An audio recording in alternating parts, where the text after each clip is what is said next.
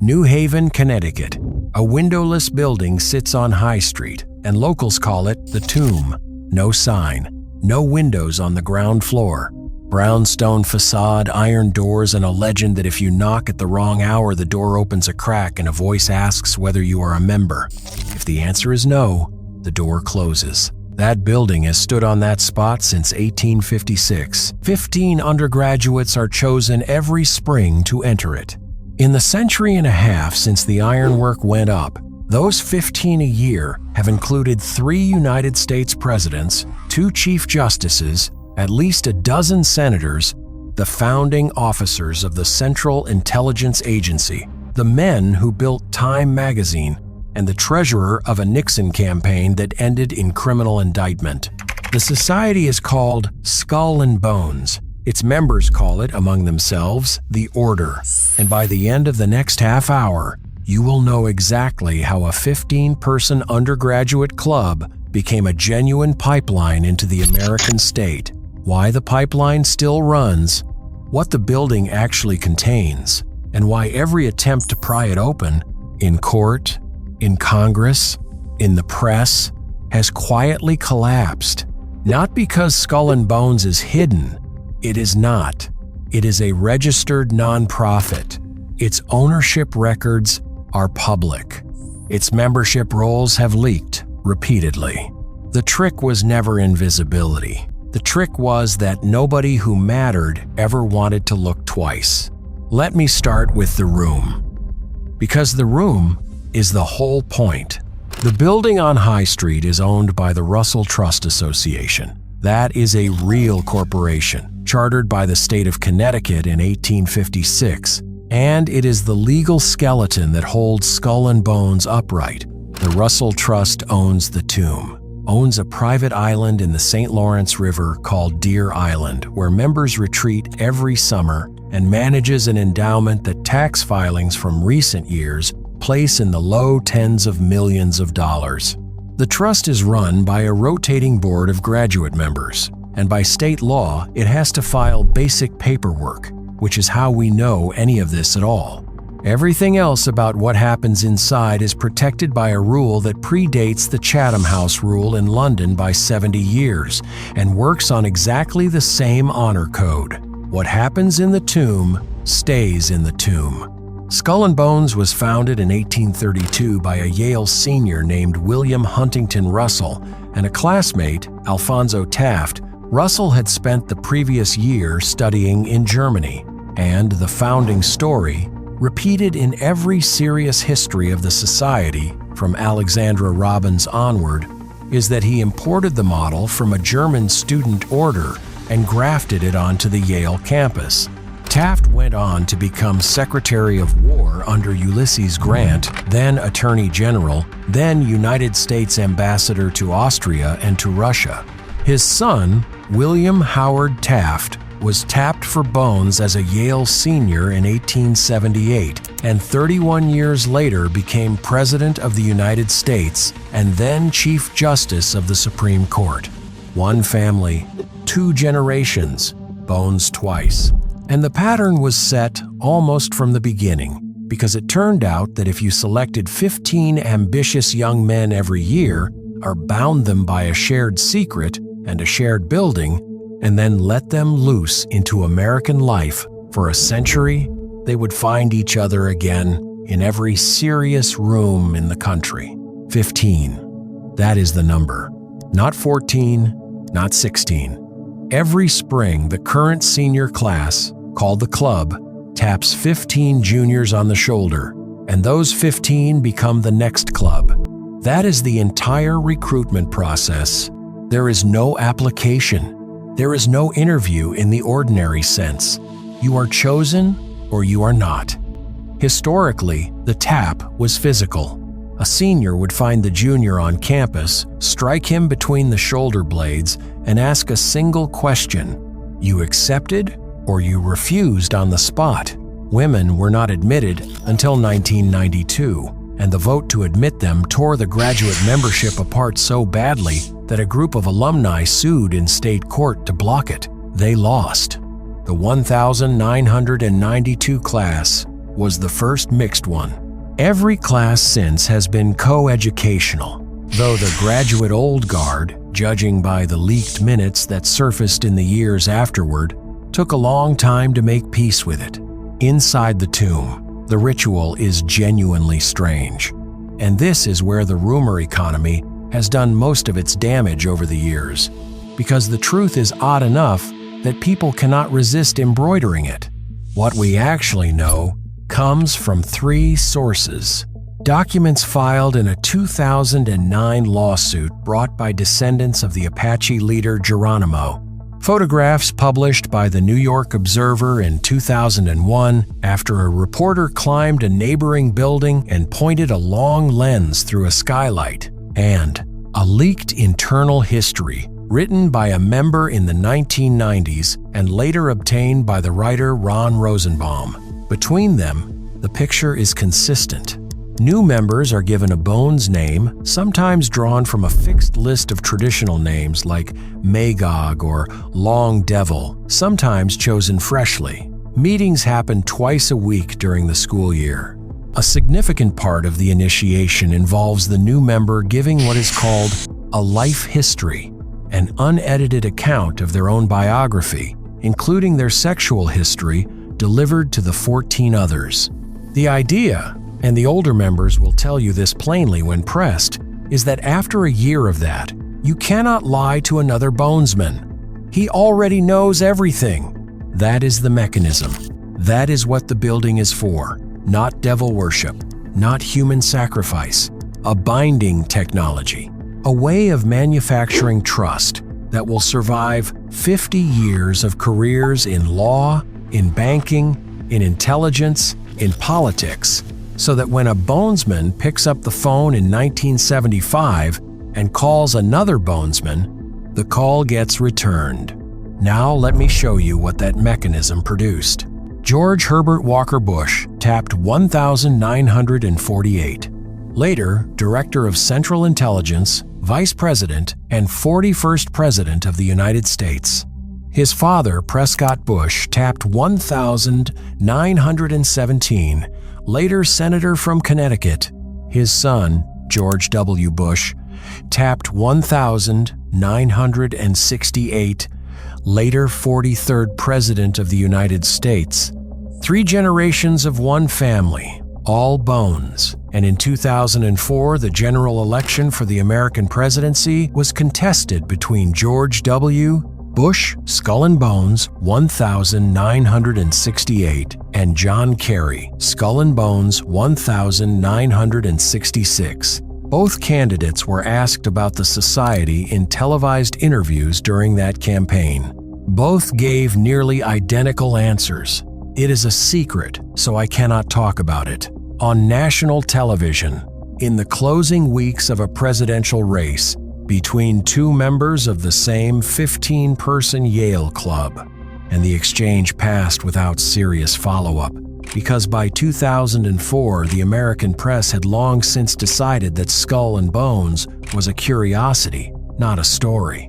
It was a story. Walk further out and the roster keeps going. Henry Luce tapped 1920, founded Time magazine, and then Life, and then Fortune, and for 4 decades shaped what the American middle class understood about the world. Averell Harriman tapped 1913, became ambassador to the Soviet Union, ambassador to Britain, governor of New York, and one of the 6 so-called wise men who designed American Cold War policy after 1945. His brother Roland tapped 1917. His partner at Brown Brothers Harriman, Prescott Bush, tapped 1917. That firm, a private investment bank, employed more bonesmen in its senior ranks in the 1930s and 1940s than any comparable institution in the country. And it is the reason the society's influence over American finance was never really separate from its influence over American foreign policy. The men who moved the money and the men who set the strategy were the same men, and they had been eating dinner together twice a week since they were 21 years old. Then there is the intelligence pipeline, and this is the part that even careful historians tend to understate. When William Donovan built the Office of Strategic Services during the Second World War, the wartime agency that would become the Central Intelligence Agency in 1947, he recruited heavily from the Ivy League, Adak, Racine, and disproportionately from Yale, and within Yale, disproportionately from Skull and Bones. Robin Winks, the Yale historian who spent decades on this subject and whose book Cloak and Gown remains the standard account, documented the names in detail. F. Truby Davison, tapped 1918, became the CIA's first director of personnel. Sherman Kent, tapped 1926, became the founding figure of the agency's Office of National Estimates, effectively the man who invented modern strategic intelligence analysis in the United States. Richard Drain, tapped 1943, became Chief of Operations for the Bay of Pigs.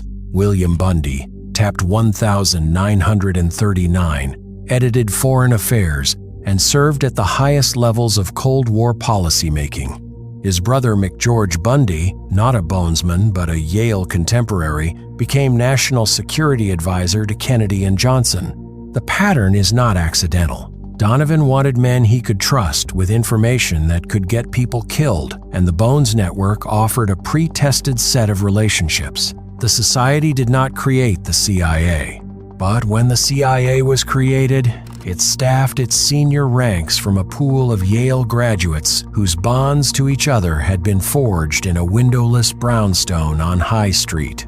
Which brings us, unavoidably, to Geronimo. In 1918, a group of Bones members serving as Army officers at Fort Sill in Oklahoma is alleged, in an internal Bones document uncovered by the historian Mark Wortman in the Yale archives in 2005, to have dug up the grave of the Apache leader Geronimo and taken the skull back to New Haven. The internal document, a letter from one member to another, dated June 1918, describes the theft in specific terms. Prescott Bush is named in that letter as one of the participants. In 2009, Ramsey Clark, a former United States Attorney General, filed suit on behalf of Geronimo's descendants against Skull and Bones, against Yale, and against the Russell Trust Association, seeking the return of the remains. The Society's lawyers did not deny in court that a skull was held in the tomb. Their position was that the plaintiffs could not prove which skull it was and that the statute of limitations had expired. The suit was dismissed on procedural grounds in 2010. Whatever sits in the display case in the room the members call the Inner Temple, the courts have declined to require anyone to open the case and check. That is the pattern with Skull and Bones. Not denial, deflection, procedural walls. The Russell Trust Association gives the Society the legal personality of a corporation, which means it can own property, sign contracts, and defend itself in court like any other business. But the Society itself, the 15 students and the graduate patriarchs behind them, remains an informal association bound only by that honor code, which means there is nothing to subpoena, no minutes to produce, no organizational chart to hand over. You can sue the trust. You cannot sue the dinner. The endowment is worth talking about because the numbers explain how a 15-person club funds a private island and a Manhattan-scale piece of New Haven real estate. The Russell Trust's most recent public filings, available through the Connecticut Secretary of State and through nonprofit databases, show assets in the range of $4 million in the Trust's directly reported accounts, but researchers who have followed the related entities, including the RTA Incorporated shell that holds Deer Island, put the total pool of Bones-controlled property, endowment, and real estate closer to $17 or $18 million. The money comes from graduate members. When a Bonesman dies, a bequest to the trust is common, and given that the graduate membership includes Averell Harrimans and Henry Luces and Bush family patriarchs, the bequests have been generous. Deer Island itself is a 40-acre property in the Thousand Islands region on the American side of the St. Lawrence River. It has cottages, a boathouse, and by every account of members who have described it, a state of gentle disrepair. The island is where the older members retreat every summer to reinforce the bonds. It is also where a certain amount of what serious researchers of the society consider its actual work happens, because the initiation is only the beginning. The friendships are maintained for life, and the island is where they are maintained. So, what does the society do? That is the question that trips up almost every attempt to write about it, because Skull and Bones does not do anything in the operational sense. It is not a lobbying organization. It does not publish reports. It does not endorse candidates. It has no policy positions. It has no press office. What it does is produce members and then let those members go, and the members do everything else. The society is a machine for making a certain kind of American, and then the American goes and runs a bank or a newspaper or a war. Alexandra Robbins, whose 2002 book, Secrets of the Tomb, remains the most thorough journalistic account, interviewed more than 100 members, most of them on condition of anonymity, and her conclusion after 4 years of reporting was that the society's power is best understood not as a conspiracy, but as a network effect. The members are told, from the moment they are tapped, that they are extraordinary, that they owe each other absolute loyalty, and that the outside world does not need to understand what they are. 50 years later, when one member is a senator and another is a hedge fund manager and a third runs a division of the State Department, the phone calls between them are not conspiratorial, they are habitual. They are what friends do. The society did not have to plan anything. It only had to make the friends, which leaves the last question, the one that matters most, and the one that has almost no satisfying answer. Why has this been allowed to continue in plain sight for 193 years in a country that considers itself allergic to hereditary aristocracy? Part of the answer is that the American press has repeatedly decided the story is too weird to be serious.